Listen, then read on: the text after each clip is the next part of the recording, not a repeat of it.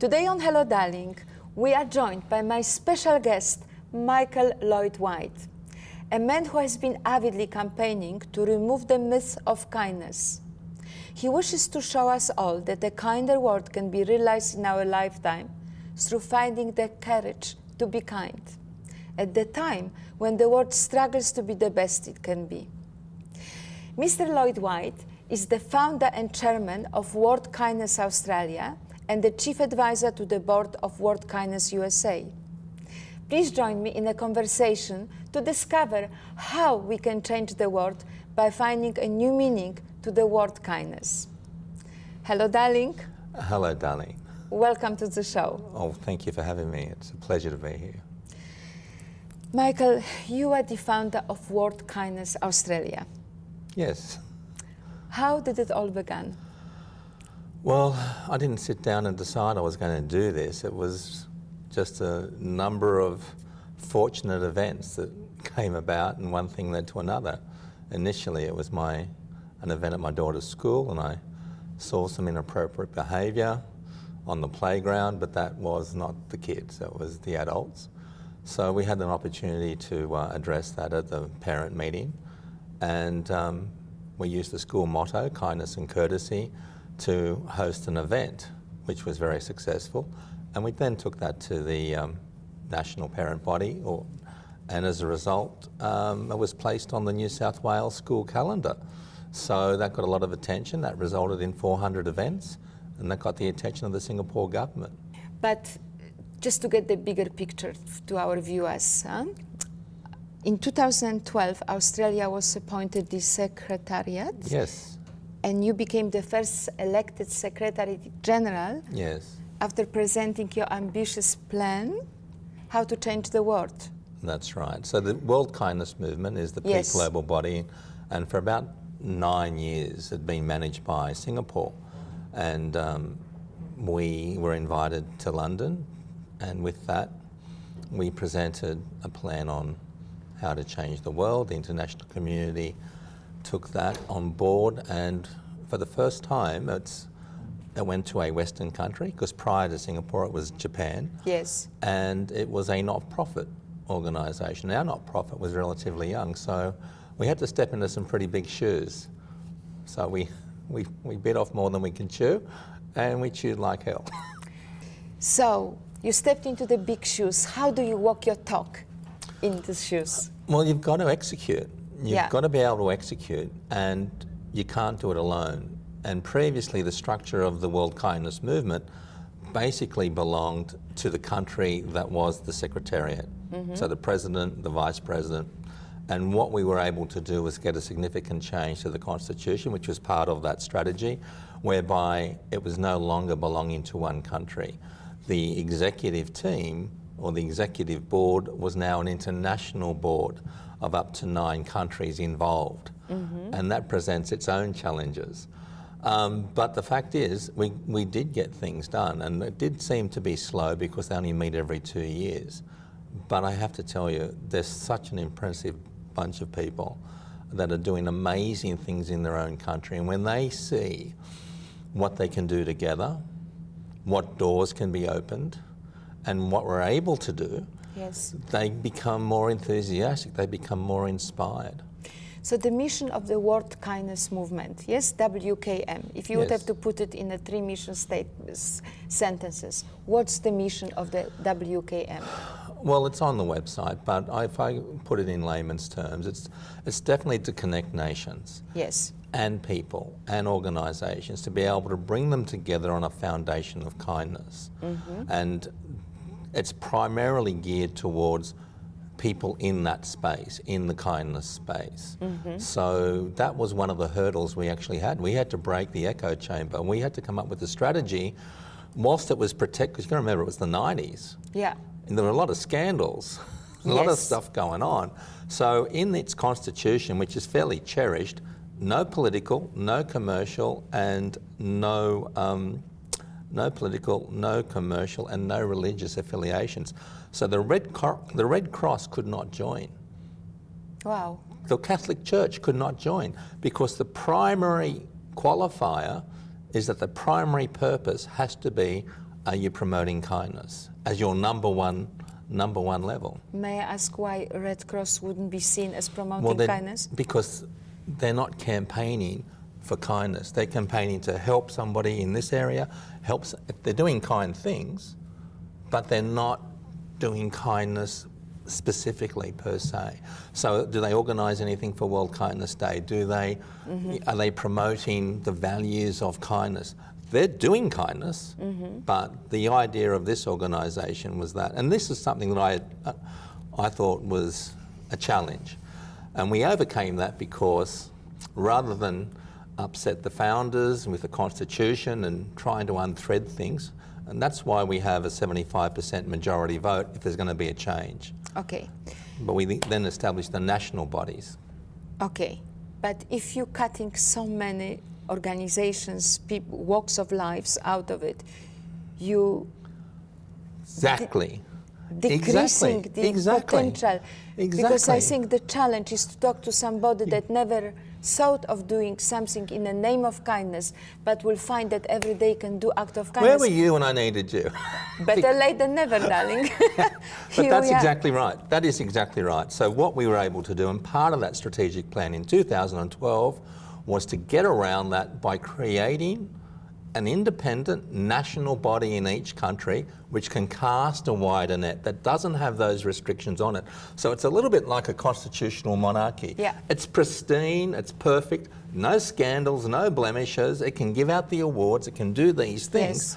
but it's the guys that are running the national bodies that are going out there to engage everybody, exactly like you just said. Okay. So that was so you've right. got kindness agents, yes? Well, yeah, they're not secret agents. We don't want them to be okay, secret kindness agents. angels, Yeah. broadcasting the mission. Yes. How many countries in the international body are there? 27, I believe. Now, do I believe that it would be different from culture to culture, the focus Absolutely. that they're putting? Absolutely. You know, in Europe... Give me examples. Do you know in Europe, Okay. the word kindness in Europe, from our members, they're afraid to use it. Because it's seen as naive, it's seen as gullible, it's seen as a backhanded insult. And for somebody from Australia, hello, that's strange. But give us a few examples, like from country to country, the focus on kindness. So in Korea sadly has the highest suicide rate in the world, particularly with the youth. Amazing. So they're focused on that. In Japan, it's all about depression. They have a lot of issues with people suffering with depression. In the USA, in Australia, and in the UK, there's a focus on addressing bullying in different ways. Yes. But for me, it's been about the bystander behaviour. But what I discovered is that it has so much of a greater reach into so many areas as the world has de-evolved into where it is today. So the most successful campaign in the world, sadly, is not ours. Yet. It's the campaign that is in the 24/7 news cycle and even captures those people that would oppose it. And the campaign I'm talking about is the campaign of fear and hate. Campaign and fear, and it brings me to something. You have created the modus operandum for WKM based or taking the inspiration from campaign of fear by... Well, yeah, that's right. How could you turn something so negative into something so positive? Well, you look at well, if you're going to look at it, you know, with a business background, you look at your competitor. Yeah. And you say, okay, why are they so successful? What is it that's really making them successful? How do they do this? So if you deconstruct that and get down to the very fundamental basis, they don't have a lot of hierarchy, they don't have a lot of infrastructure, they don't have a lot of funding, and whatever they do covertly. Wow. Right? Yes. Now, when they come down to it, it's a couple of guys My God. talking in a Casbah or in a cafe or just talking, maybe even just over the internet. And they're inspiring each other. And they say, well, why don't we get a couple of our friends in? And they get together and they get inspired. Next thing you know, they've got some epic event. But don't you think it comes to the individual passion for what they're doing? Unfortunately, in this case, a horrible passion for horrible things. So you have to find things that people that can mirror the passion Exactly. for a good things. Exactly. And I think in a way, the fact that we've hit a tipping point, that's a good thing, because all of a sudden people are finding their purpose and their passion. So here they are, they've formed a cell, they don't have a lot, maybe they download some stuff from the internet, maybe they get on the phone, maybe there's some manuals, but they then go out and do it. The downside of their model, and I don't think it's a good model, they can only do it once on an empty promise, and they've got to do it covertly. They don't get to do it with the support of the entire city and community. So voila, we take the good part and we improve it. So we have our own kindness cell, but with the support of a city behind you and with the support of your local community and schools and businesses and government, you can move mountains. Okay. We're still staying internationally before we come back to Australia. China. Yes. Huge supporter. Yes. Tell us about China. And China was never invited to join the World Kindness Movement. Now, don't ask me why. I don't know what the answer is. But we were given a window of opportunity, and that was the first item on the bucket list, because I said, you can't change the world without 1.4 billion people involved. Whenever you do something like this, you've got to do it from the top down and the bottom up.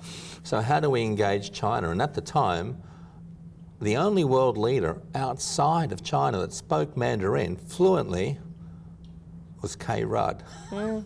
So in the middle of his second election campaign, we sent out feelers, and we were able to navigate the political divide, because we'd already received letters of support from the Federal Minister of Education, Peter Garrett, Tanya Plibersek. We were able to they were in government at the time.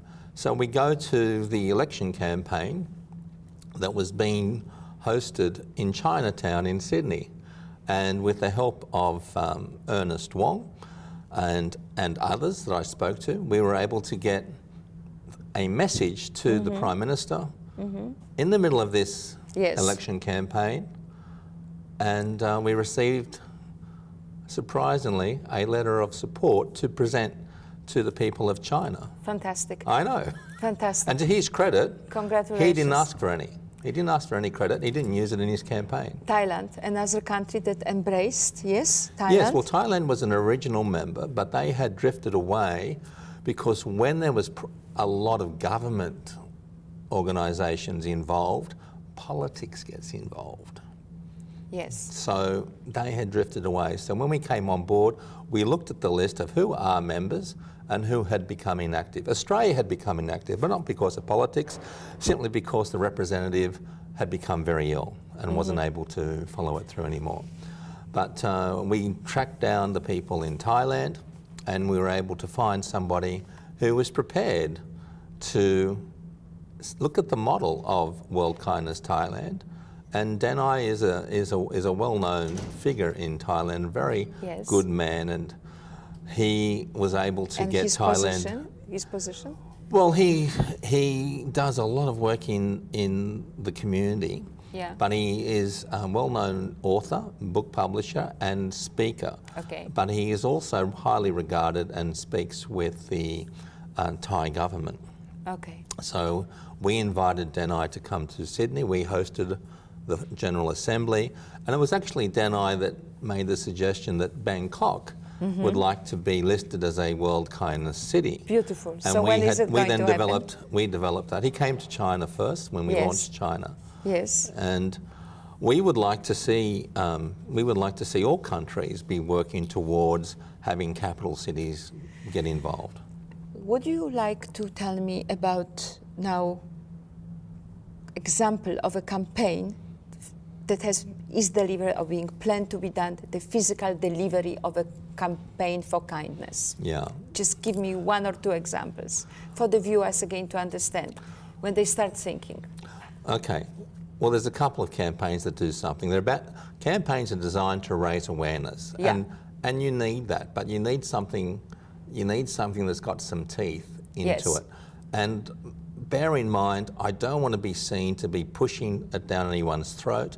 We don't want to be seen to be protesting. We didn't get here in the place we're at now, Yeah. with big business or governments picketing signs and protesting. We got here by subtle influences. So if we can understand that, then we know where we're going. But answer my question. One But physical, so we launched a global dance for kindness, which went around the world. Beautiful. And that was organised out of New York. And we've been working on conversations in kindness. Beautiful. Which is what we're doing right now. Yes. But it can be on a stage with community leaders. Yes. It can be a vox populi in the street. Yes. It can be anything. Because Yes. what gets lost in conversation can be found, what gets lost in translation can be found through a conversation in Beautiful. kindness. Beautiful. So what we want to do is put that together. Lots of people are doing different things for different reasons, but it is hard with so many different cultures, so many different languages to find one thing. But we need to just understand that we've got to be able to get it on the agenda.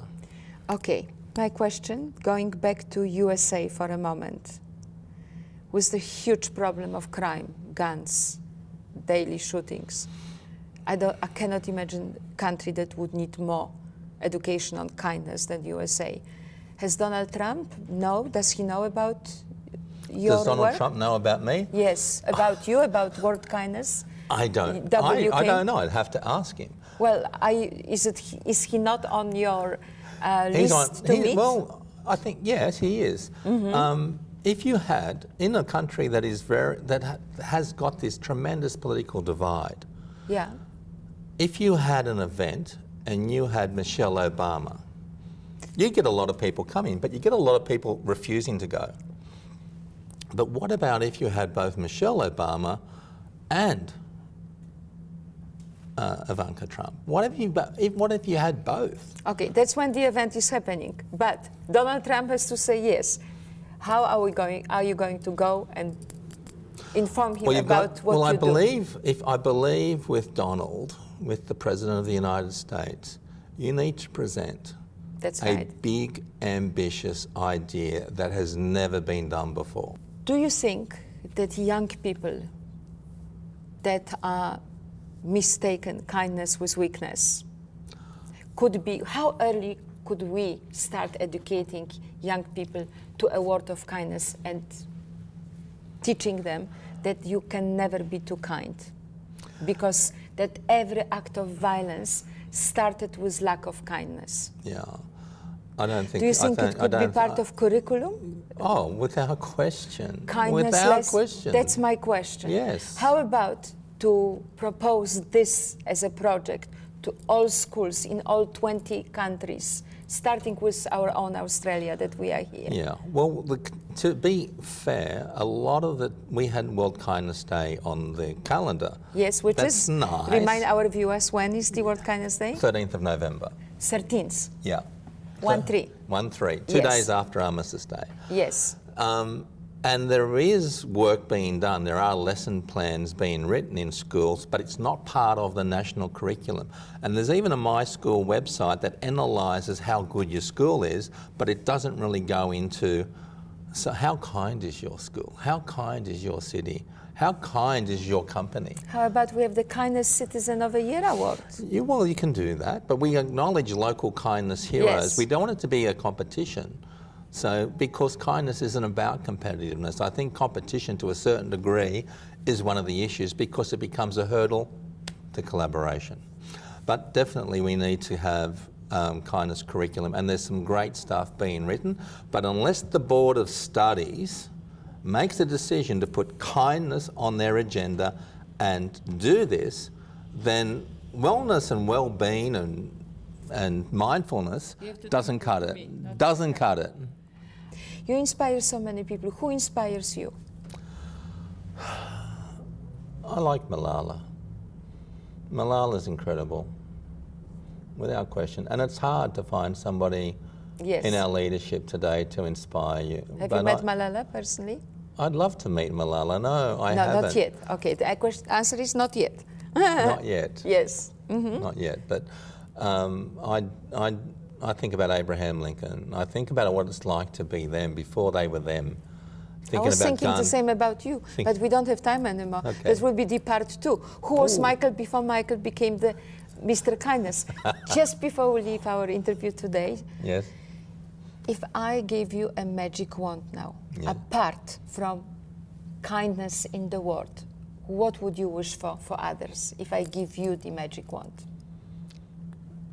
I would wish for others to be happy. I would wish for them to be at peace. I would wish for them to be able to have an insight and the ability to choose the kinder option regardless of the circumstance.